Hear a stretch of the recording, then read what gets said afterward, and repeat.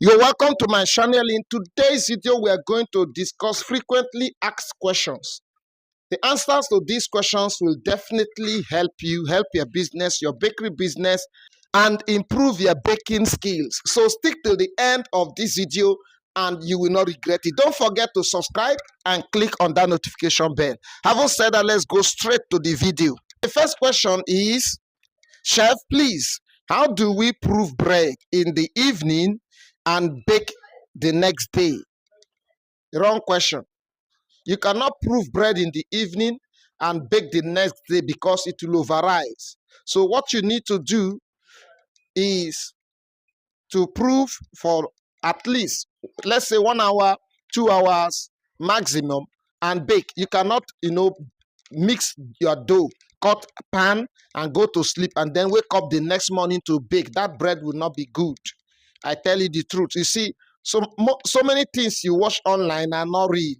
I tell you, it's just edited. So don't follow that now, unless you are baking sourdough. It's only sourdough that you can do that.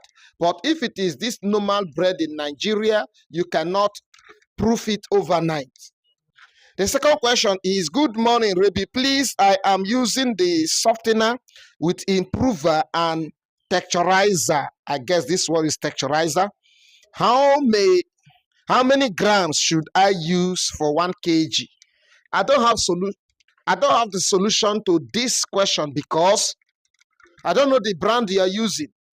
And so I cannot just tell you that for your softener, you should use 10 grams or 20 grams. I don't know the brand of softener you're talking about. Secondly, if you're using improver and dough texturizer, I don't know what you're looking for, because the improver actually work on the texture of the dough and helps the dough to stand, not to collapse. It's a replacement of bromate, because bromate is bad, it's not healthy. So government banned the use of bromate in Nigeria, and then scientists, more research has been carried out, and then we have other improvers that can actually help your dough or your bread to stand without collapsing. And so using a texturizer, which is also an improver, again, you're using a certain brand of improver, and they write a texturizer. Please don't use the two, just use one and follow the recommended quantity of that product.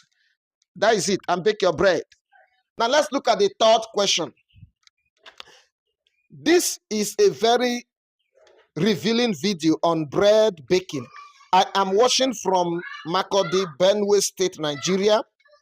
One of the problems newbie bread bakers like me face is pricing. For instance, how much should I sell a 250 grams bread? I humbly request that you do a video on this. This question is very nice and powerful, and I'm going to create a video on this next. I'm uploading it tomorrow so you can get it. Now, the answer to this question, just a brief one, before that tomorrow, a brief one.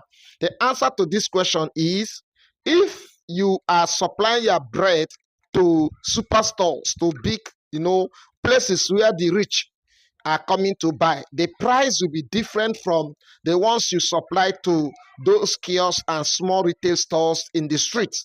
So if you are supplying to the rich people, that loaf can be sold for 1,000 naira.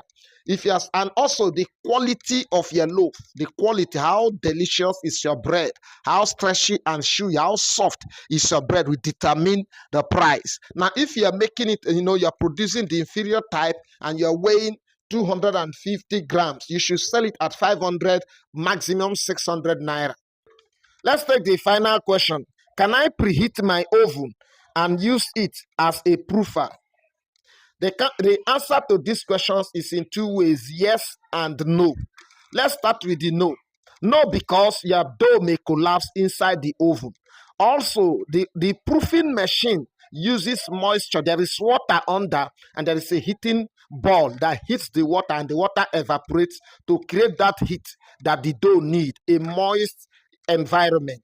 Now, your oven has dry air, and so the two cannot give you the same result. However, if you are experienced Experienced bakers, we know how to hold the dough inside the oven until they rise to the size you want and bake. There's a way you set the temperature and control it for a longer time. Instead of baking for 45 minutes or 50 minutes, you hold it for maybe 1.5 hours or 1 hour, 20 minutes, using the extra minutes to prove. So if you're not experienced and you try to do that, your dough may collapse. So don't do it if you don't know how to do it. You cannot actually preheat and then, do it that way. Thank you for watching. I believe you've learned one thing or the other. Don't forget to click the like button. Drop your own questions so that we will examine and, others will learn from it. See you in our next video. Subscribe. God bless you.